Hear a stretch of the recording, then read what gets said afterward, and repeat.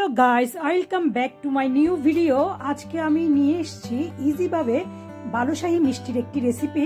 বালুশাহী মিষ্টির রেসিপির জন্য যে যে ইনগ্রেডিয়েন্টস নিয়েছি পরিচয় করিয়ে দিচ্ছি। 2 কাপ নিয়ে নিয়েছি ময়দা, নিয়ে নিয়েছি 1 কাপ রান্নার রেগুলার তেল, নিয়ে নিয়েছি 1 কাপ পরিমাণে পানি, নিয়ে নিয়েছি 1 টিস্পুন বেকিং পাউডার, নিয়ে নিয়েছি 1/4 টি চামচ লবণ।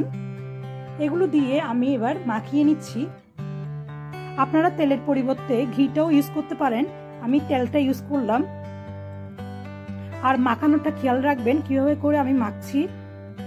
এবার হাতে নিয়ে এভাবে ঘষে ঘষে এটা মাখাতে হয়। এরপর আমি অল্প অল্প পানি দিয়ে মাখিয়ে নিব। এবার হাত দিয়ে আমি বারবার এভাবে করে করে ছিঁড়ে ছিঁড়ে নিব যাতে অনেকগুলো লেয়ার তৈরি হয়। আবার মাখিয়ে নিচ্ছি।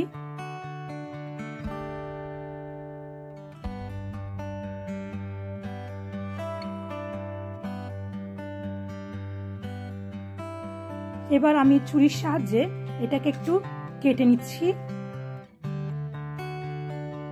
এগুলো করার কারণ হচ্ছে যাতে মিষ্টির ভেতরটা অনেকগুলো লেয়ার হয়, এজন্য।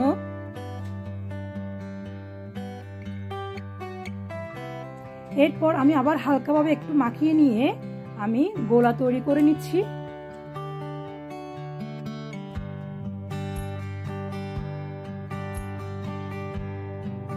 গোলার মাঝখানটায় আমি একটা আঙ্গুল দিয়ে ছিদ্র করে দিব, যাতে করে চিনি শিরার মধ্যে দিলে শিরাটা যাতে মিষ্টির ভিতরে ঢুকে, এজন্য। এভাবে করে আমি বাকিগুলো তৈরি করে নিচ্ছি।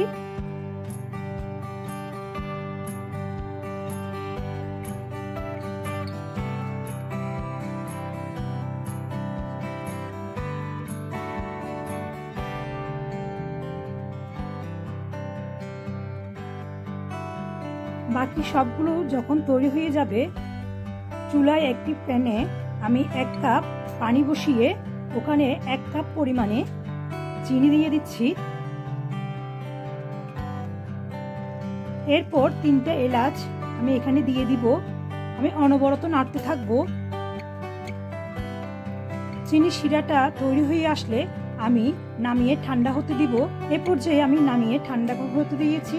এরপর এর মধ্যে তেলটা গরম হয়ে আসলে আমি মিষ্টির ডোগুলো দিয়ে দিচ্ছি। এবার আমি ভেজে নিব।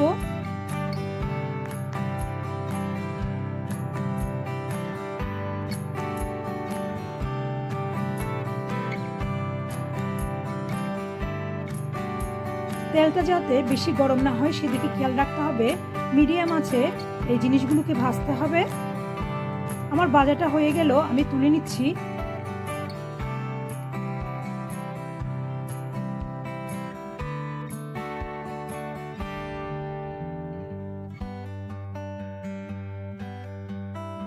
এখন আমি এগুলোকে চিনি শিরার মধ্যে দিয়ে দিচ্ছি।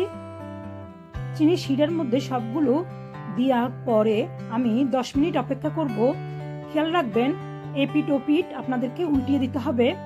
উল্টিয়ে দেওয়ার পর এবার আমি দুধ পাউডারের মধ্যে এগুলোকে একটু গড়িয়ে নিব। গড়িয়ে আমি সবগুলো একটি সার্ভিং ডিশে সাজিয়ে নিচ্ছি। এভাবে করে প্রত্যেকটা আমি দুধ পাউডারের মধ্যে গড়িয়ে নিচ্ছি।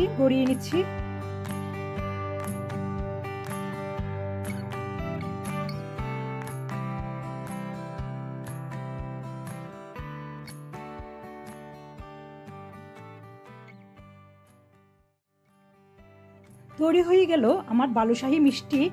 আমি একটা ভেঙে দেখাচ্ছি আপনাদেরকে। ভিতরে অনেকগুলো লেয়ার হয়েছে, আপনারা ভিডিওতে দেখতে পাচ্ছেন। এটা খেতে অনেক টেস্ট। ভালো লাগলে চ্যানেলটিকে সাবস্ক্রাইব করে পাশে থাকবেন, লাইক ও শেয়ার দিবেন।